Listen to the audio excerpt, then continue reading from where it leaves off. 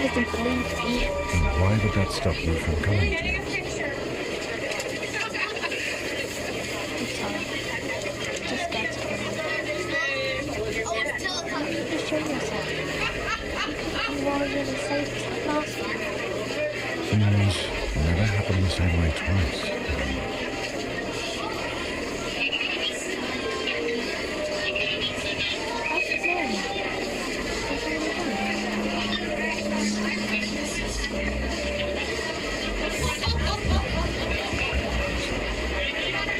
But what will happen is another matter entirely. Of course, as will you. If you were any braver, you'd be alone. Now, I think your friends have slept long enough, don't you?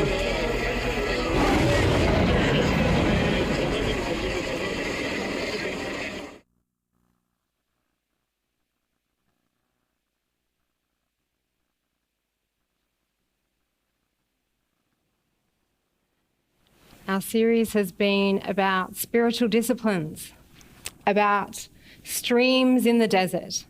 And we've been looking at a vast number of different ways that we can go deeper with Jesus. And one of those that we've been looking at over the last couple of weeks has been about prayer and studying the word and confession and worship and our attitude. And this week, I want us to look at something a little different. I want us to look at solitude and silence and reflection. Because we live in a really busy society and things are going fast all the time and it's confusing. There is so much noise, there is so much chaos. How many of you, when you go out somewhere and you're trying to have a conversation with a person across the table from you, and if there's too much noise, you're saying, "What? Sorry, what did you say? Can you say that again, please?" And it's really hard to hear what someone's trying to say. And so the theme of today is about actually being still and knowing that I am God. Because when we are still, that's when we actually get to know God, to hear God, and respond to God. Let's pray. Dear Lord Jesus, we do live in a really busy society and there is so much noise and chaos going on around us. And in a world that right now is filled with so much confusion, with so much sickness and with war, and with inflation and all kinds of things that can make us feel uptight and anxious. God, we need to come before you and know that you are God. To be still before you and to trust and rest in you and to hear your voice. So God, this morning, give us ears to hear and eyes to see. And I just pray, God, that you allow us to allow the truths of your word to be like a balm to our heart, an encouragement to us in the life that you've called us to in this journey of faith. Amen. Now, most of us know this verse, right? Be still and know that I am God. There's Sunday school songs about it. It's something that's put on little Hallmark cards and all kinds of little phrases are used. But do we really know the context in which it comes from? Do we really know the fullness of which it's written about in this psalm? Because I think sometimes we highlight that verse but without really understanding the context of where it's come from and what's surrounding it. So I want us to start by looking at Psalm 46. And it says this, Psalm 46, for the choir director, the song of the descendants of Korah, to be sung by soprano voices. Now, I'm using a different version at the moment, and I'll tell you why at the end, but by soprano voices. Cool. That's not me. I hope it's some of you out there. God is our refuge and strength, always ready to help in times of trouble. So we will not fear when earthquakes come and the mountains crumble into the sea.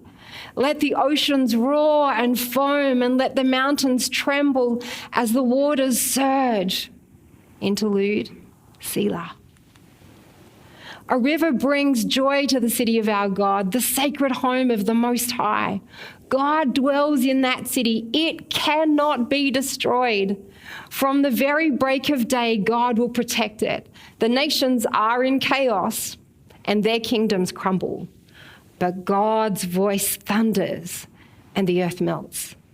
The Lord of heaven's armies is here amongst us. The God of Israel is our fortress. Interlude, Selah. Come, see the glorious works of the Lord. See how he brings destruction upon the world. He causes wars to end throughout the earth. He breaks the bow and snaps the spear. He burns the shields with fire. Be still and know that I am God. I will be honored by every nation. I will be honored throughout the world. The Lord of heaven's armies is here amongst us. The God of Israel is our fortress. Interlude, Selah. Can you see? That be still and know that I am God is in the midst of this psalm that actually talks about the chaos that's going on across the face of the earth. It's talking about we need to be still and know that he is God when there is wars, when there is pandemics, when there is all kinds of chaos and destruction. It's in those very moments that we need to be still and know that I am God. It doesn't say when life is rosy, when all is good, when everything's fabulous, be still and know that I am God. We need to do it in those times too. But it's written here in the midst of chaos, be still and know that I am God. This version talks about the lords of heaven's armies. Now, a lot of our translations only use a couple of words for God, but I love some of the translations where it actually uses the different names of God in the context. And here it's saying the Lord of heaven's armies. That means all of his vast array is here amongst us. And God of Israel is our fortress. Now, this word Selah, what does Selah mean? Well, there's a lot of discussion about what the word Selah means and why it's used. And some people are saying that it's a time to stop. It's a rest spot. It's when you're singing, to pause and think and reflect. Some people say that it actually means to actually pause for a moment and pray and listen. But there's another meaning for Selah as well, and it actually means rock. And when you're in Petra in Jordan, which is this place here, one of its common names is Selah, rock. And so when we pause, we're meant to also remember that God is our rock. There's something about the strength of a rock that is not easily moved, that is not easily shaken. And there is a quietness in that place. There's a stillness in that place. It's a sanctuary. And so when we look at the word Selah, yes, perhaps it means to stop. Perhaps it means to rest.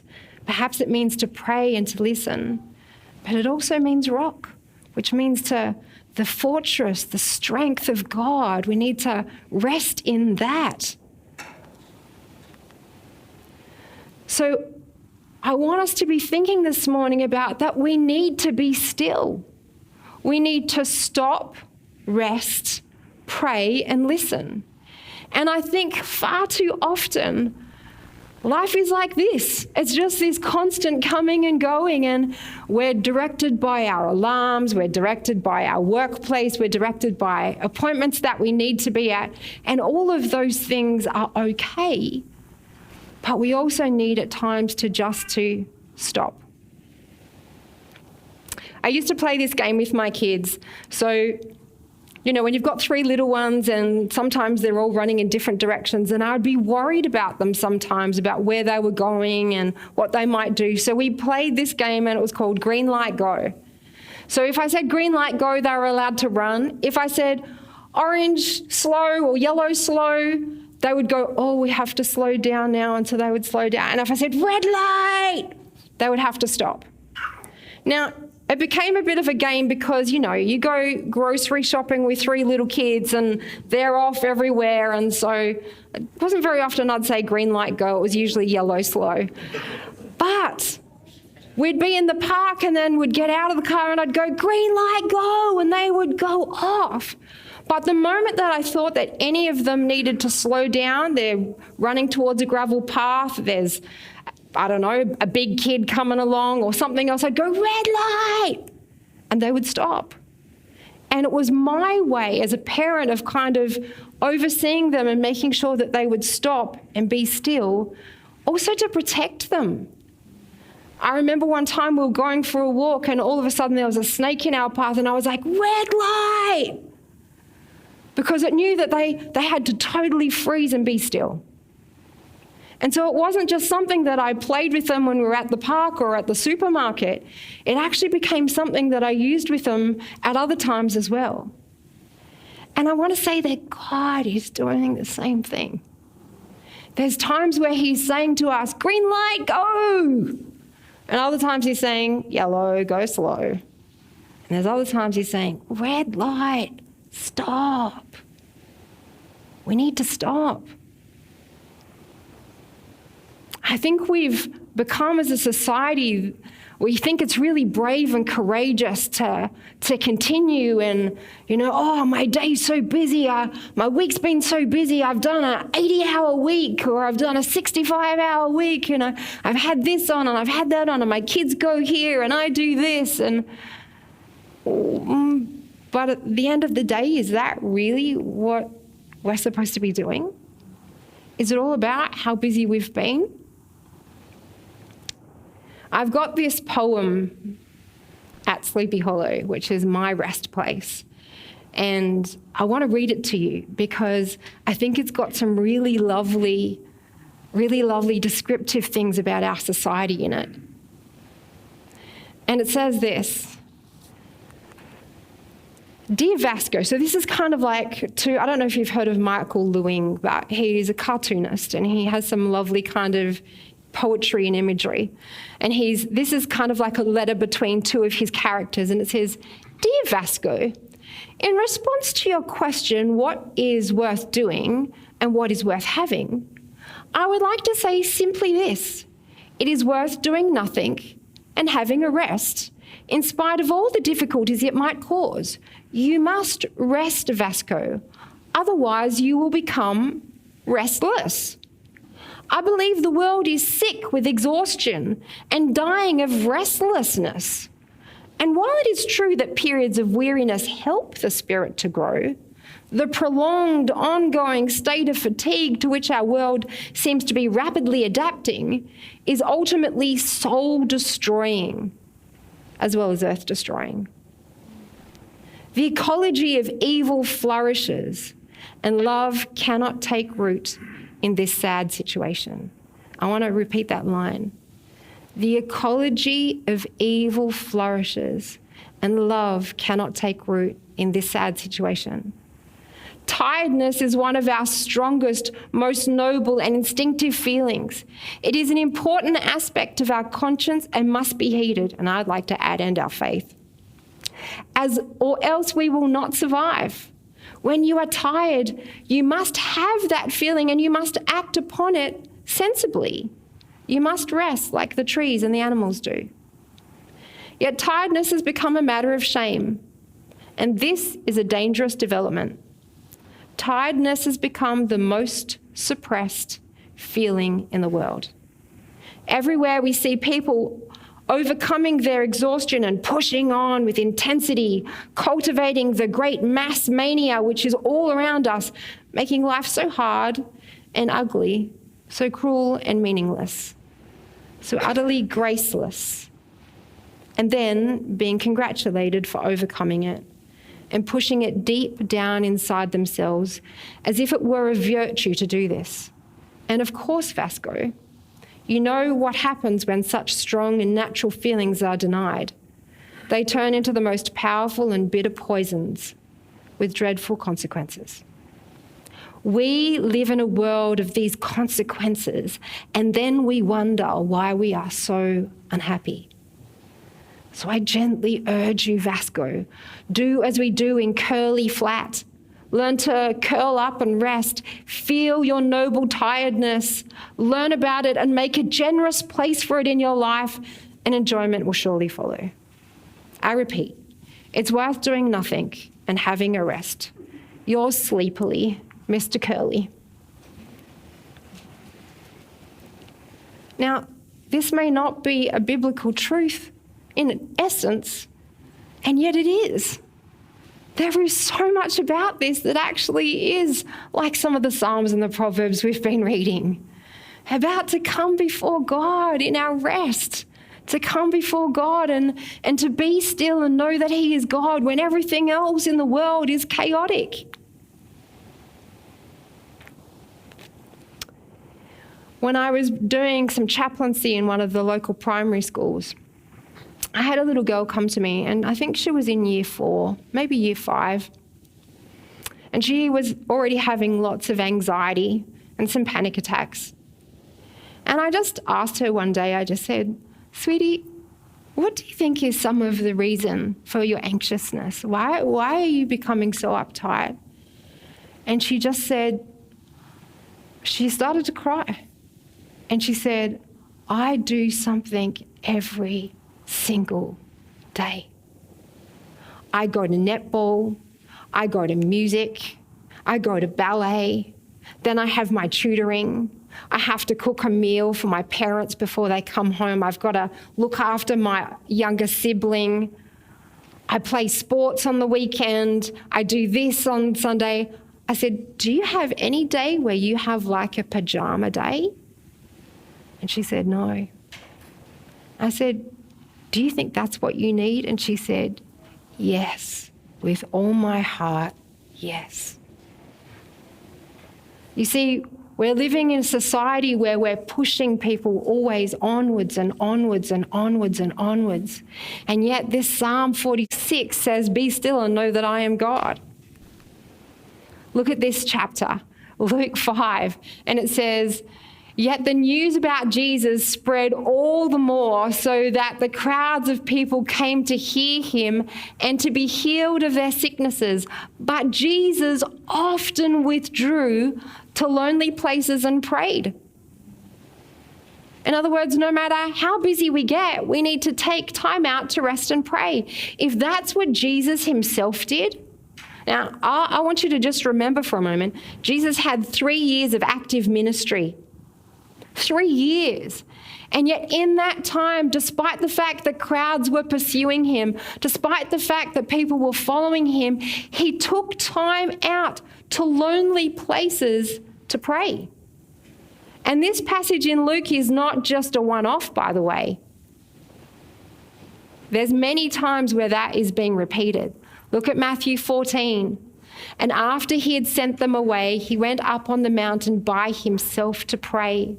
And when evening came, he was there alone." Mark 1. "Early in the morning, while it was still dark, Jesus got up and slipped out to a solitary place to pray." Luke 3. "When all the people were being baptized, Jesus was baptized too. And as he was praying, heaven was opened." Oh, and there's a little bit that goes after that, which I obviously missed. And it says, "And then he went off into the wilderness to pray." And then Luke 6, "In those days, Jesus went out to the mountains to pray and spent the night in prayer to God." You see, no matter how busy Jesus got, he still took time out to reconnect with God, his Father. How many of us so desperately long for things to slow down at times? How many of us just sometimes feel like we are so weary and so fatigued and so overwhelmed? And yet God says that he will be our strength, that he will be our rest. He says, "Come to me, all you who are weary, and I will give you rest." Not the world, not the movies, and not some kind of grand banquet dinner, not a massage, not a going to the salon or getting our hair done or anything like that, but come to me and I will give you rest. That's the words of Jesus. Now, God, in his infinite wisdom from the very beginning of time, created a specific day where we were supposed to rest. We're supposed to have a Sabbath rest. And the Sabbath is God's metronome for marking out a weekly rhythm of rest and renewal. Yet, how many of us truly have a Sabbath day rest? How many of us, when we spend time with God, do we actually make sure that it's also a day of completely resting in him? You know, I grew up where on Sundays you didn't go to the shops, you weren't allowed to do homework. There was a whole list of things you weren't allowed to do because Sunday was the day of rest. And I loved that. And I still do. I think if my dad was here, he'd probably say that I didn't always love it. But I did love it because it meant no matter how busy I got, I wasn't allowed to do my homework. I wasn't allowed to go to the shops. I wasn't allowed to do other things. I got to be still. And we had that with our kids too. Sometimes it's good to kind of be enforcing rest. And it comes from this passage in Exodus 20. We know it well. It's one of the commandments. Remember to observe the Sabbath day by keeping it holy. You have 6 days each week. In other words, that means you've got plenty of other time to do all your other stuff for your ordinary work.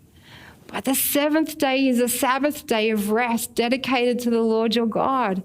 And on that day, no one in your household may do any work. This includes you, your sons and your daughters, your male and your female servants, your livestock, and any foreigners living among you. For in 6 days the Lord made the heavens, the earth, the sea, and everything in them. But on the 7th day he rested. And that is why the Lord blessed the Sabbath day and set it apart as holy. I am quite sure that there was times when I was like, no, I'm not allowed to do this on a Sunday. But now I go, yes, Friday is my Sabbath. I get to be still and be with God, and I love it. And it's something that I really delight in.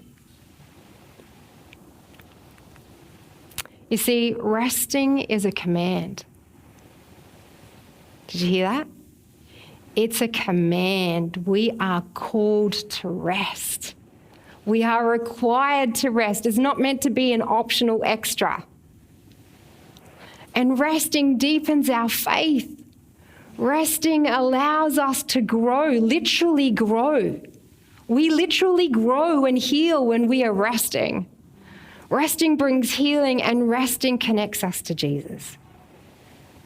Mentally, physically, psychologically, emotionally, spiritually, rest is necessary for our well-being.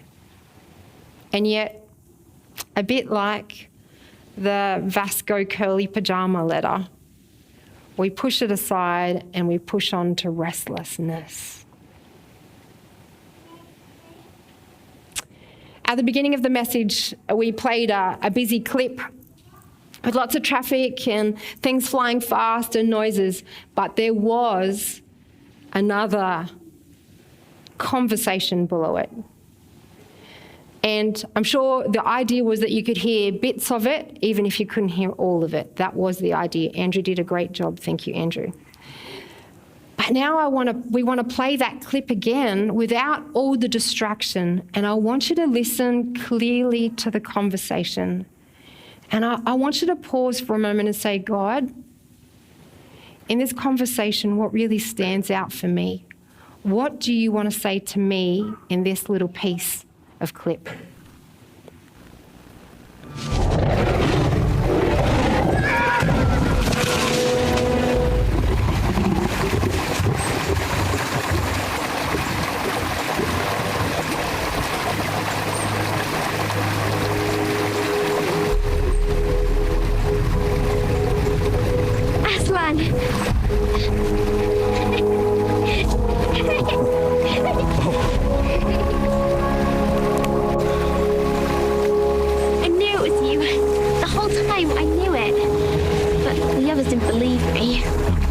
that stopped you from coming to me?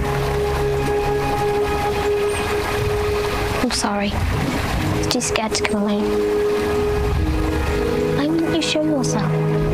Why couldn't you come roaring in and save us like last time? Things never happen the same way twice, dear one.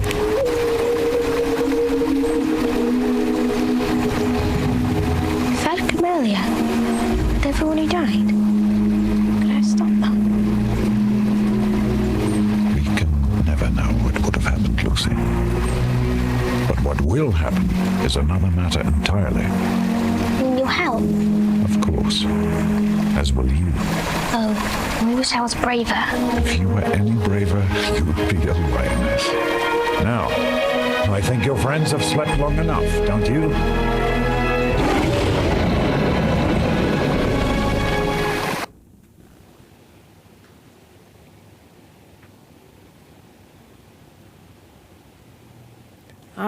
I don't want to get to heaven. And Jesus says to me, why didn't you come? And I don't want to have that conversation, would things have changed if I'd come to you sooner? And there is something scary about being still before God, because he is the Lord of angel armies. He is the Lord of heaven and hosts. And I think sometimes we're afraid of what he might say. I think we're afraid sometimes of truly being still before him. But that shouldn't stop us from coming to him and seeking him out. That shouldn't stop us from stopping and resting and praying and then listening.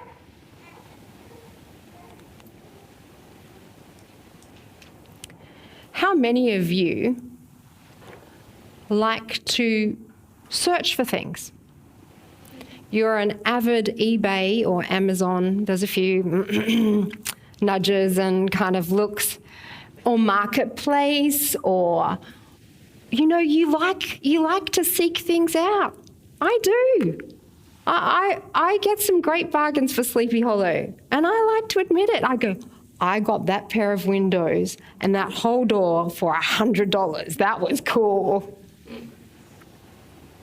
And Ben and I have this game that we play, and it's kind of like, you know, like one of those hide and seek kind of games where you've got to look for the different things in the pictures.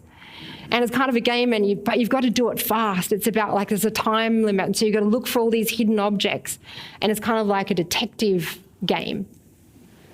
And in us, there is something that often likes to seek. We like to hunt and gather, right? In essence. But here's the thing. How much time are we actually spending seeking out God? Do we spend as much time seeking God out as we do scrolling through Amazon or eBay? Do we spend as much time seeking God out as we do on Facebook or Marketplace? Because God says that if you seek me, you will find me. But I don't think we spend enough time actually seeking. Ben said a few weeks ago that we are what we eat, right? But I also want to say this, you are what you listen to. So what are you listening to? Who, and more importantly, who are you listening to? Who do you give the greatest authority to speak into your life? Is it the world? Is it society? Is it your parents? Is it your friends? Is it your partner, your spouse? Who is giving and speaking into your life? Because it should be God. It should be that we are seeking God out. It should be that we are being still before God. And as we listen to him, we will be changed and transformed by him.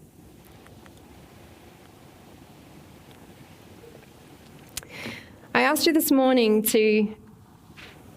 well, Andrew did actually, but there's some things up the back. There was a Be Still bookmark, which is basically Psalm 46 from the Living Bible translation. And then there was a vine and some berries. Now, I'm not sure, but perhaps some of you have noticed that there has been an arbor a blank arbor sitting here on the corner of the stage for a few weeks. But now it has a vine on it. But the vine has no life. It's got no leaves, it's got no flowers, it's got nothing on it. Which is the beginning of our object lesson. John 15 says, and this is the words of Jesus, by the way, I am the true grapevine, and my Father is the gardener. He cuts off every branch of mine that does not produce fruit, and he prunes the branches that do bear fruit so that they'll produce even more. You have already been pruned and purified by the message I've given you. Remain in me, and I will remain in you. For a branch cannot produce fruit if it is severed from the vine, and you cannot be fruitful unless you remain in me. Yes, I am the vine and you are the branches. Those who remain in me and I in them will produce much fruit. For apart from me, you can do nothing. Anyone who does not remain in me is thrown away like a useless branch and withers. Such branches are gathered into a pile to be burned. But if you remain in me and my words remain in me, in you, you may ask for anything you want and it will be granted. When you produce much fruit, you are my disciples, my true disciples. And this brings great glory to my Father.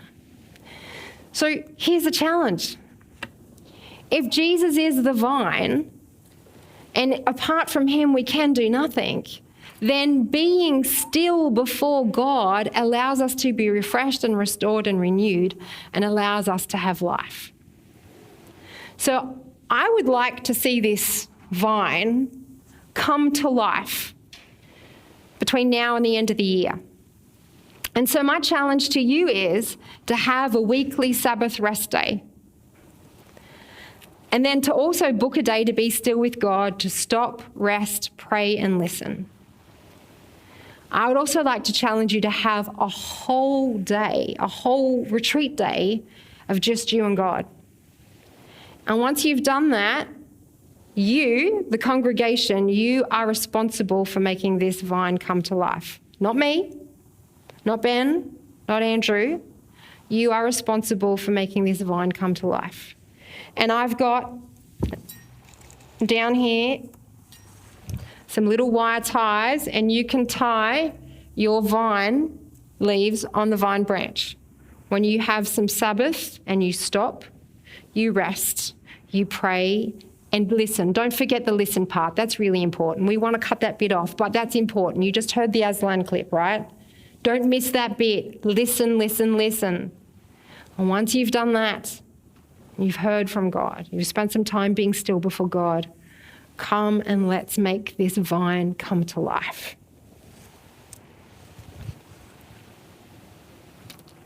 Our theme is streams in the desert. God is our oasis. But that means we need to go to him and we need to drink. We have this saying in Australia, you can lead a horse to water, but you can't make a drink, right? We can speak to all of you. We can preach. We can put on some, I think we've done a really good series. But if you don't implement it, if you don't take it and actively put it in place, nothing's going to change. Nothing's going to change in this place. Nothing's going to change for us. Nothing's going to change for you. The thing that changes us the most is when we are still before God. Truly. I don't know why, but it does. How many of you here in this place have gone on a retreat? An intern, an SF student? All right, a bunch of these people have gone on a retreat. How many of you would say that it truly refreshed you and deepened your relationship with God? All right, that's nearly everybody's hand. Did you see that? Nearly everybody's hand who put their hand up to say they've gone on a retreat also put their hand up to say it did something in terms of their faith. There is a reason I love running retreats. Because people, it's like they get an injection the good kind. We're not talking about the nasty kind. They get a good injection of life and vitality and faith. And something changes. I have literally seen people walk into a retreat like this. Yeah, whatever, I've had a horrible week. Life's depressing and boring.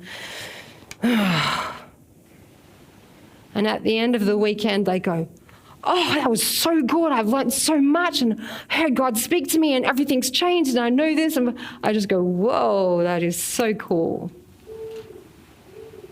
That might have been just a tad dramatized, but you get my point, all right? Something changes when we are still before God. Why do we fight God so much about being still? Why do we fight God so much on this commandment about having a Sabbath rest? It doesn't make sense. It's actually for our benefit. We get so abundantly blessed by it.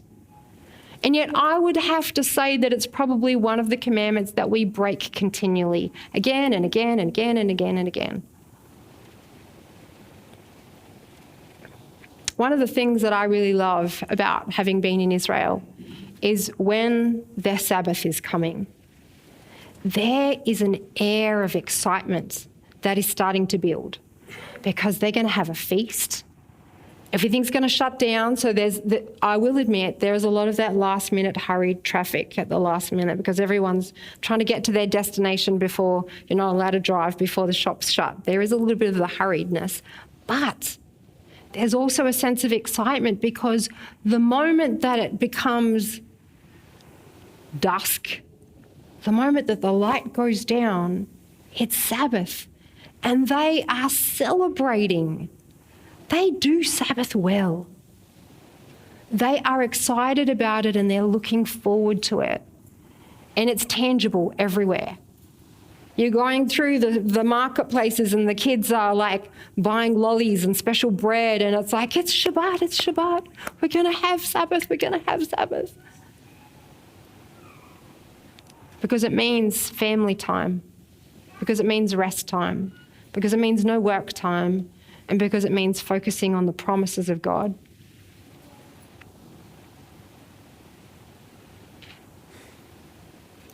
God calls us to be still.